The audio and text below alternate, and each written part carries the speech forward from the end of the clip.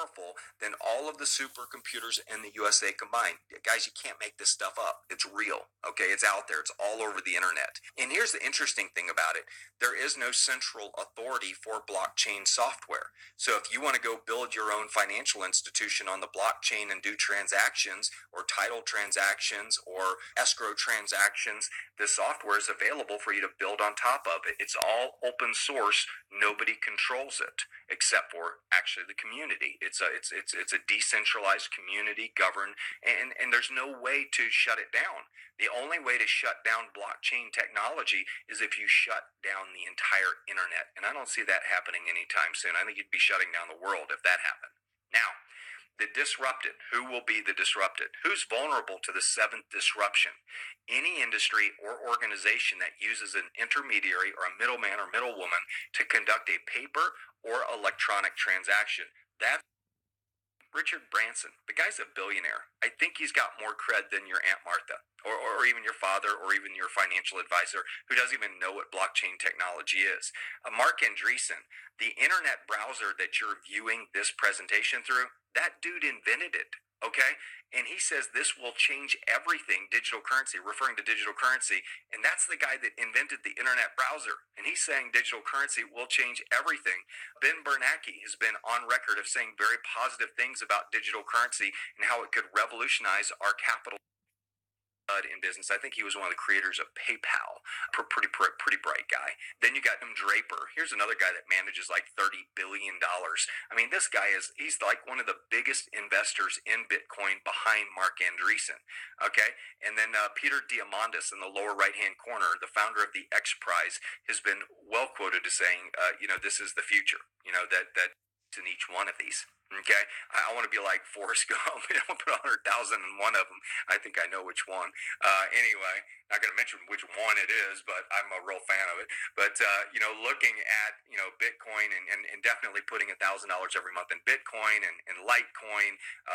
There's so many great places to diversify your financial portfolio. Now, this is still a very high-risk industry, just as the internet was, so you got to use some common sense. You don't go put all your life savings in digital currency, and I'm not a financial advisor, so I'm not giving you advice. I'm just telling you what I'm doing because I see this industry as the next internet. The only difference is it's going to be 5 to 10 times bigger, and the opportunities are going to be 5 to 10 times bigger, okay?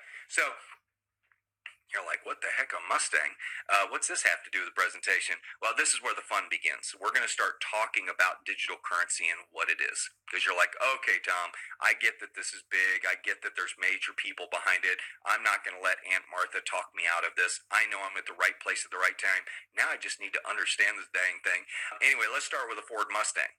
The interesting thing about digital currency is it's finite, meaning, when you create a mathematical equation to create digital currency, it's capped at how many coins it can actually create. Now, there's no physical coin. A coin is synonymous with a serial number, and we'll get into that here in just a second. Everything's a serial number. Anything that's got value is a serial number, okay? The Mustang was a serial number as well. And I'll mention that. I'll tell you what I mean by that in a minute.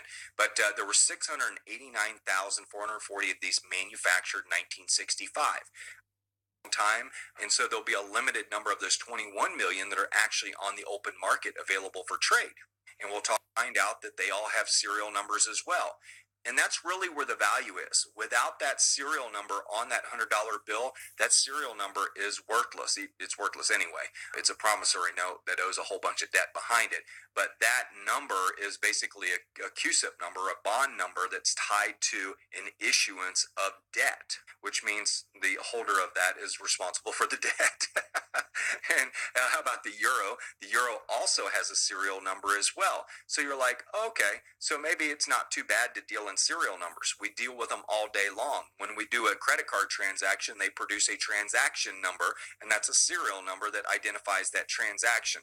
So the fact that digital currency is merely a serial number, you should not discount the value of it, because just about everything you do in financial transactions is a serial number. The only difference is like the Mustang. The Mustang has a raw material value to it, but that $100 bill doesn't. They say, oh yeah, you can redeem this at the Federal Reserve, and they'll redeem it for what? They won't redeem it for anything. It's a promissory note. Okay, you won't get any gold or silver. That's been gone since Nixon. So when you look at the value, you trust that serial number on that $100 bill, even though it's worth nothing, even though it's actually tied to a liability that you're responsible for as a taxpayer, to the tune of about $20 trillion. Okay, I like handing people $100 bills. Say, here, would you like this $100 bill? And they go, oh yeah, absolutely. And I say, well, great. Here's a promissory note for $1,480, because if you take this, that's what you owe in return. That's what you're on the hook for. And they're like, why is that? It's because that's how much debt we have, and you as a taxpayer are responsible for it. So the U.S. government has done a great job of basically the big question. Okay, and if I could answer that, you could, with the way we're doing business, and I'm excited about that. Currency of your series, it's an auction-driven market value. So the car is really not worth that raw material wise, but that's what people are willing to pay for it. Well, guess what? Same way the dollar operates, same way digital currency operates. Bitcoin right now is at $471 per coin. You know what it's worth? Its intrinsic value is zero. Okay, it has no value whatsoever.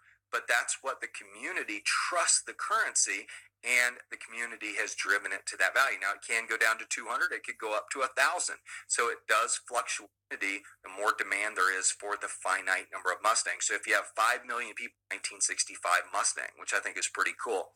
Now, another thing to consider is digital currency, just as the Mustang, required paid in energy to produce the asset. Okay, so labor had to go in, capital had to go in, raw materials had to go in. Well, guess what?